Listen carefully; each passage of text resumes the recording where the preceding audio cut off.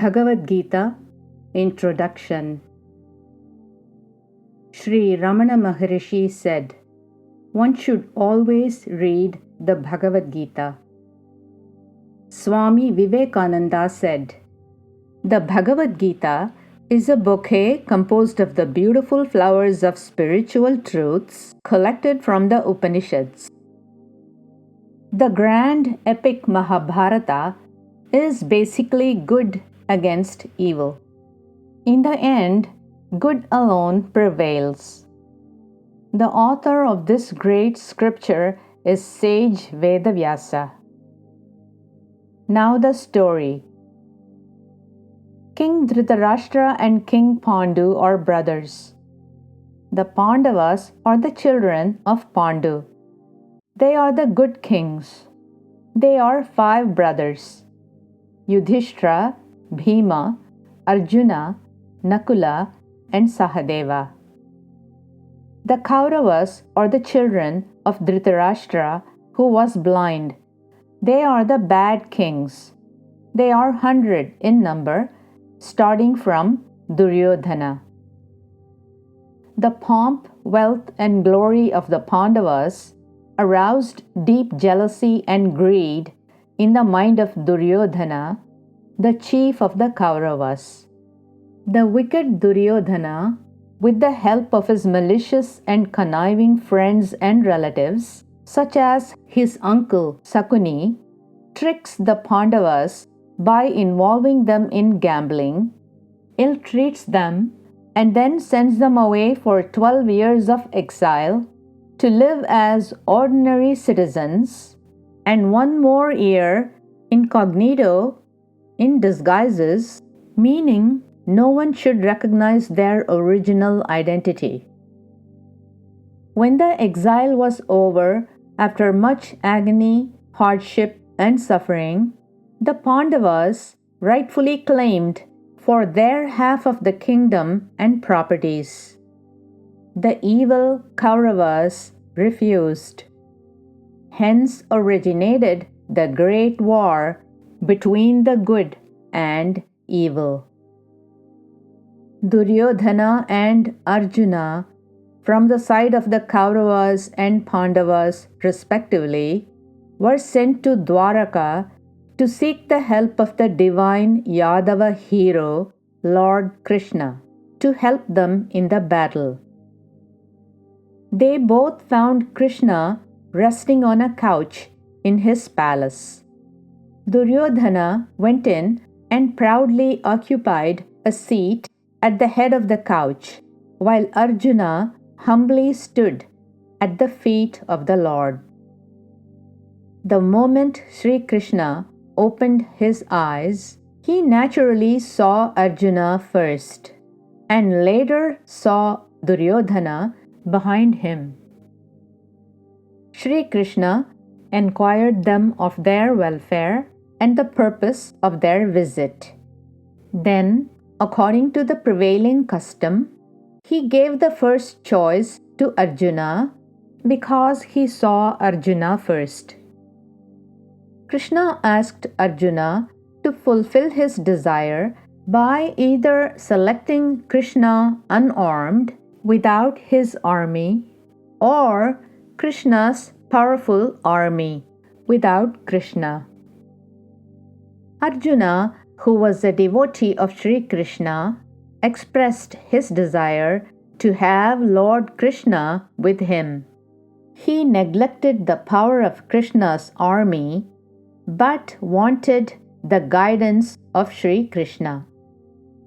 Krishna warned Arjuna that he would remain only a witness, bound by the vow of not participating in battle and not taking up arms.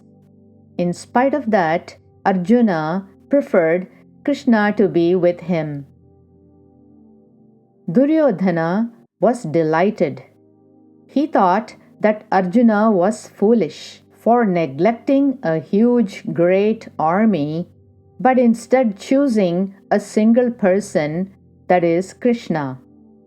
He told Krishna that he would prefer to have Krishna's powerful army to help him on his side in the battle. Krishna asked Arjuna why he chose him instead of a powerful army. Arjuna said, "O Lord, you have the power to destroy all the forces by a mere look. Why then should I prefer your army? I have for a long time cherished a desire in my heart that you should act as my charioteer, my divine guide. Kindly fulfill my desire and guide me in this war."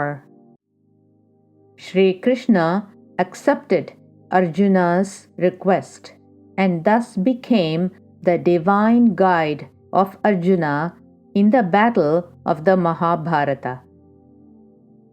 After the return of Duryodhana and Arjuna from Dwaraka back to their homes, Lord Krishna himself went once to Hastinapura, the land of the Kauravas, as the emissary of the Pandavas and tried to prevent the war. But then, under the guidance of Sakuni, the wicked, cunning uncle, the egotistical Duryodhana refused to agree to the peace mission. King Dhritarashtra, due to his attachment to his foolish sons, failed to control them. So the Kaurava chief Duryodhana decided to meet the powerful Pandavas in war. When both sides were prepared to commence the battle, the blind king Dhritarashtra requested his trusted counselor Sanjaya to tell him all the details of the battle. After 10 days of continued war between the Pandavas and the Kauravas, the blind king Dhritarashtra asked Sanjaya to narrate the full details of the previous 10 days of war from the very beginning in all detail as it happened. Here commences the Bhagavad Gita. In a nutshell, Bhagavad Gita starts when King Arjuna becomes despondent when he sees that he has to fight his own relatives and friends, people he knew so well. He places his great weapons on the ground and becomes grief-stricken, confused, and deluded. Then the grand Lord Krishna, the divine incarnation of the supreme, all-pervading self, teaches Arjuna how to live a proper life as a warrior and a king and face the conflicts and paradoxes of life with success. In truth, each and every one of us is an Arjuna every day. We have conflicting thoughts. We are confused about what to do in difficult situations.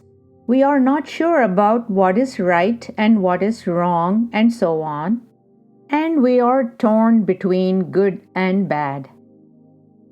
Lord Krishna, by way of guiding King Arjuna, is actually giving us all great knowledge about life and guidance about living our lives righteously, happily, and unperturbed without being agitated and worried about the results of our actions.